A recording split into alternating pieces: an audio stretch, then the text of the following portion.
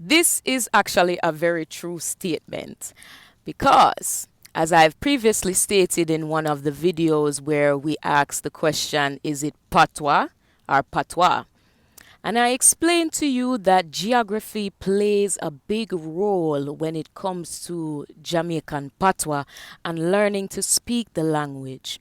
Now, as I've said to you, every parish in Jamaica, them chat different from the next one. They also act and behave differently in their daily lives.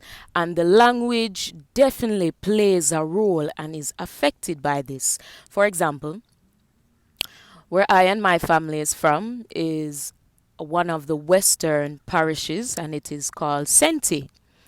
It is called Saint Elizabeth. Okay, that is the full term name. Most people that come from Saint Elizabeth will either call it Senti or Saint Bess. Okay, so a little bit of geography for you.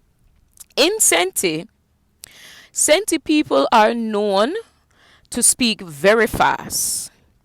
And because I'm speaking to you very slowly is because I have that in me as being a person from Senti, that I have to slow down my speech because Senti people, when we speak our language, we speak very fast. And other people from different parishes will tell you that Senti people do not speak like the rest of Jamaica. And oftentimes it sounds as if we are singing the words.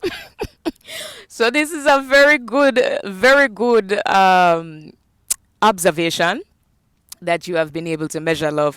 And I ask that when you guys do go to Jamaica, that you stay at local hotels and book yourself a Airbnb. There's so many lovely hotels, local hotels in St. Elizabeth, and it is also known as the bread basket. So you will be able to get plenty of food when you come to Senti. What you mean?